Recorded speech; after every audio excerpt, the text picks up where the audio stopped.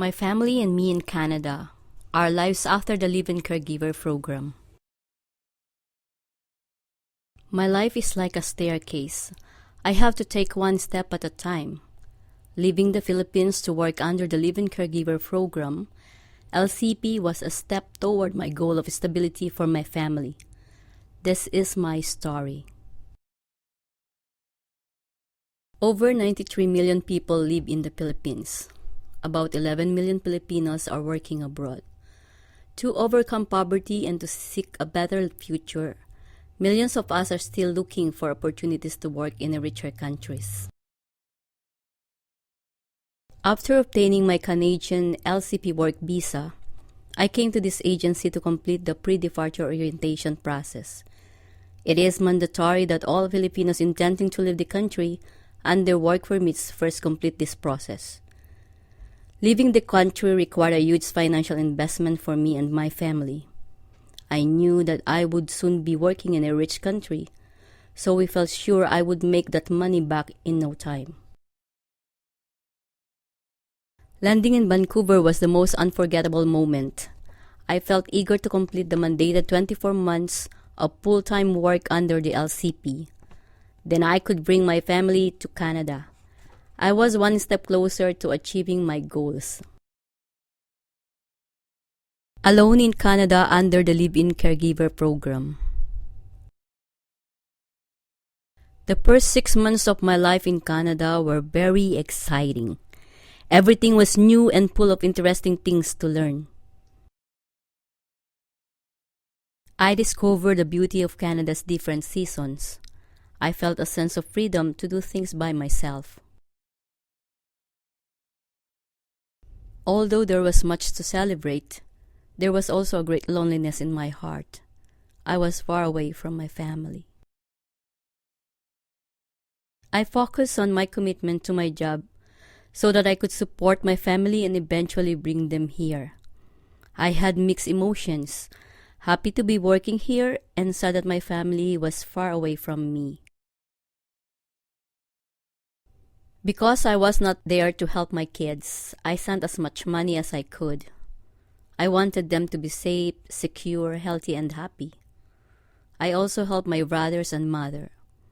We all kept in touch by telephoning each other. A large portion of my income was spent on communication with my family. For the first 5 years, I worked toward my commitment to family reunification. During this time, I missed several difficult family events in the Philippines.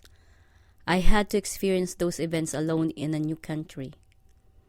The only way I could support my family through these times was to send money. Working conditions under the live-in caregiver program.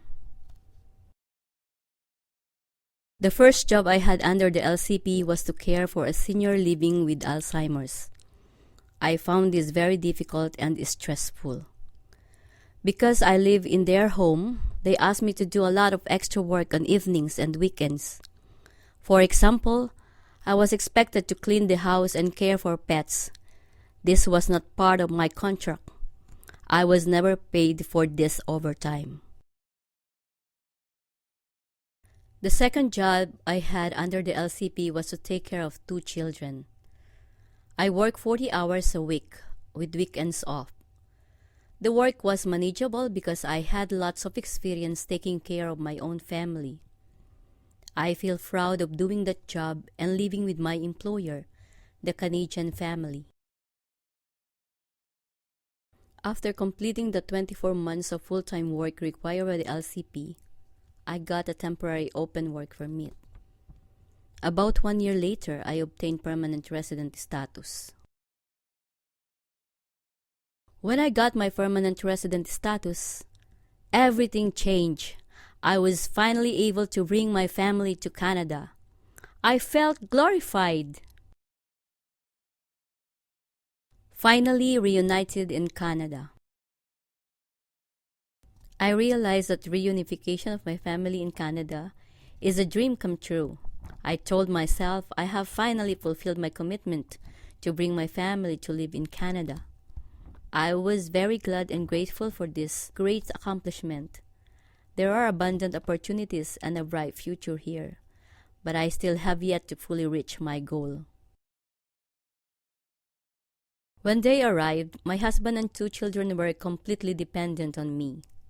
I taught them about Canada, helped my husband find a job, found schooling for my children, and ran many errands.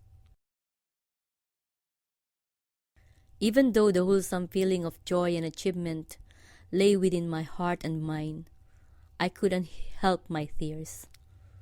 My husband and children were having a hard time adapting, and I did all I could to accommodate them.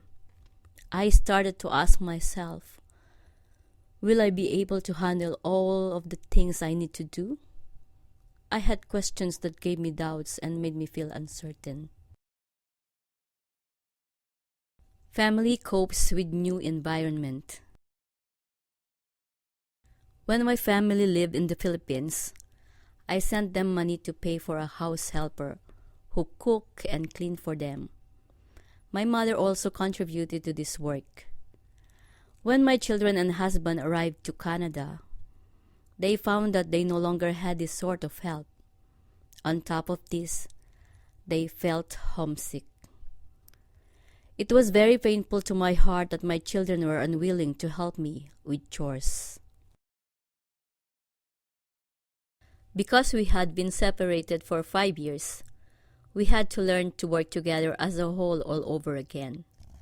It was difficult for them to understand that I was working 2 jobs and I was exhausted. I needed their help at home. At first, they blamed me for their unhappiness. There was also a lot of tension in my relationship with my husband. I was pressured and stressed. I felt like a slave. My children were also stressed. The option to drop in on friends and family unannounced is not the norm in Canada, as it is in the Philippines. Cut off from their social networks, my children felt lonely and restricted to our 2-bedroom apartment. One of my children was bullied in school. This was a serious problem for 2 years, but she did not tell anyone. Though the school authorities were eventually able to give her some support, the experience still deeply affects her. She has lost interest in school and is afraid of having to confront her bully. For 20 years, my husband worked as an electrical engineer in the Philippines. In Canada, he spent several years as a janitor. Despite his search for a job in his field, he felt completely frustrated and unhappy. I felt sad and worried. Our relationship suffered. The survival of my family in this new environment was my first priority. I needed to provide a solid foundation for my family. I had to help them transition through the crisis they were facing. I decided to sacrifice some of my own goals. I did not pursue my own education. I just focused on trying to find a desirable job for my husband and supporting my children, all while working 2 jobs part-time. I needed to think positively, work hard, be brave, and stay strong until my family was settled. Climbing the steps toward a goal. Despite all the difficulties, I am starting to see success. One of my children graduated from high school and is working part-time. My children are making new friends and having more fun. My husband got a job in his field.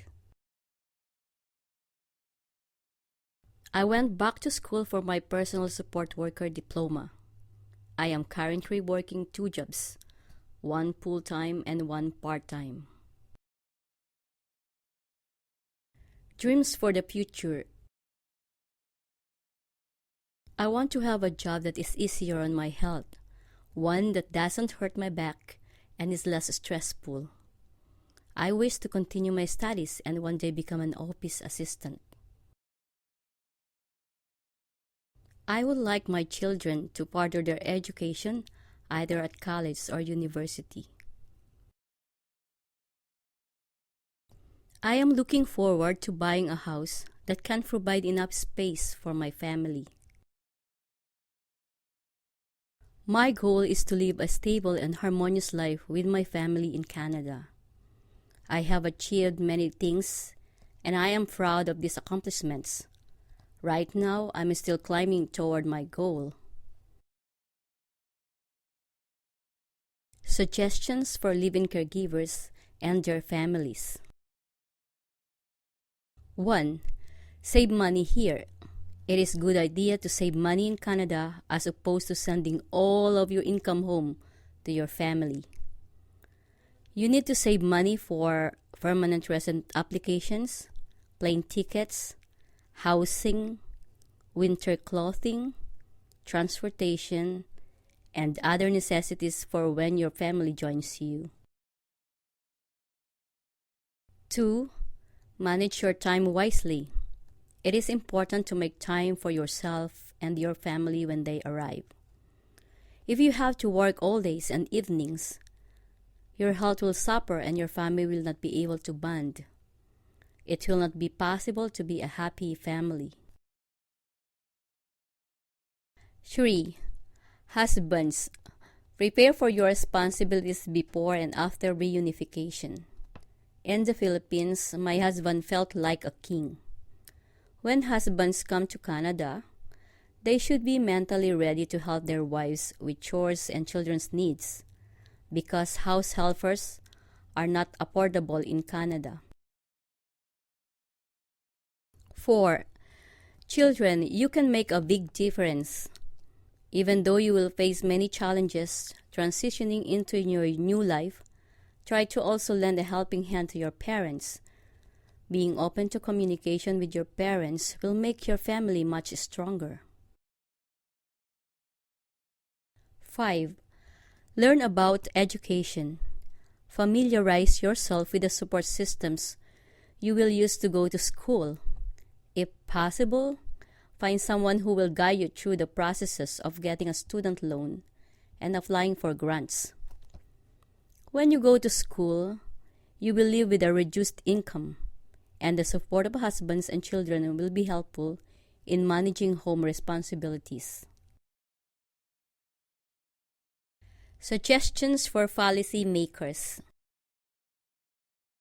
Canada needs live-in caregivers because they take care of children and elderly people.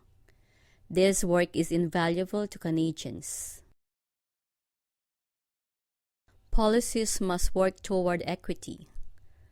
Families of former LCP workers face so many more barriers than Canadian-born individuals and independent immigrants. Policies should address these barriers in order to achieve equity. For example, the Canadian Child Tax Benefit is structured so that as we earn more, we receive less support. When families of former LCP workers first arrive, however, they are in economic survival mode. They need all the support they can get. It would be ideal if this tax benefit was not clawed back from these families at this time.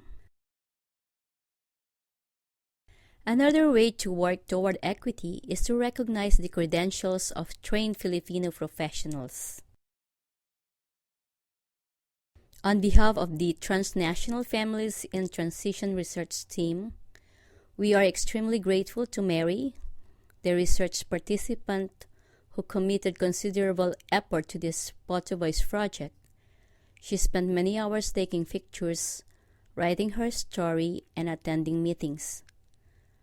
Mary, we hope that your participation in the project has been a positive experience and that we can, as allies, help to amplify your voice.